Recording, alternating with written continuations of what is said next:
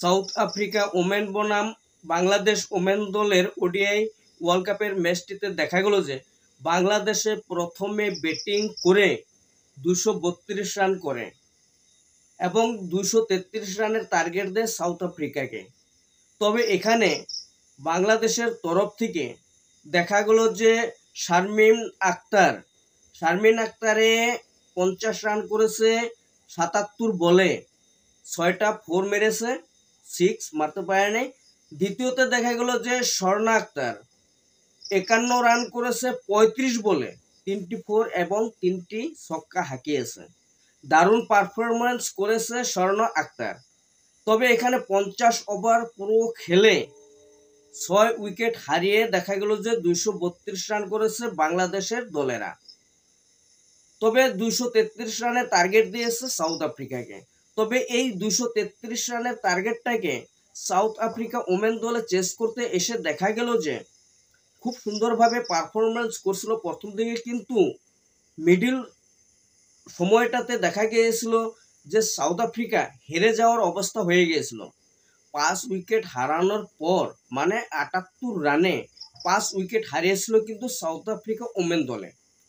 তারপরে ম্যাচটি এমন পর্যায়ে এসে গেছে যে বাংলাদেশ জিতে যাবে, কিন্তু সেই ম্যাচটাকে দেখা গেল যে সাউথ আফ্রিকার মেরিজেন ক্যাপ 56 রান করেছে 71 বলে এবং ম্যাচটিকে কিন্তু সুন্দরভাবে রেখে নিয়ে গেছে, একদম হাতে নিয়ে আসছে। সাউথ আফ্রিকা হাতে নিয়ে আসলো সেই ম্যাচটিকে মেরিজেন ক্যাপে, 4টি 4 মেরেছে এবং একটি ছক্কা হাঁকিয়েছে। দ্বিতীয়তে স্লোটরায়ন 62 রান করে 69 বলে 6টি 4 এবং একটি ছক্কা হাঁকায়, খুব দারুণ ভালো পারফরমেন্স করেছে। কিন্তু তৃতীয়তে দেখা গেছিল যে সেই ম্যাচটাকে আবারও হারা অবস্থাতে এসে গেছিল সাউথ আফ্রিকা দলের, কিন্তু এখানে নাদিন দে ক্লার্কে মানে 37 রান করে 29 বল মানে দারুণ পারফরমেন্স করে নাদিন দে ক্লার্কে ম্যাচটি কিন্তু জিতিয়ে দেয়। 7 উইকেট হারিয়ে সাউথ আফ্রিকা দলে এই ম্যাচটিকে সুন্দরভাবে 3 উইকেটে ম্যাচটি কিন্তু জিতে যায়। দারুণ পারফরমেন্স করেছে সাউথ আফ্রিকা দল।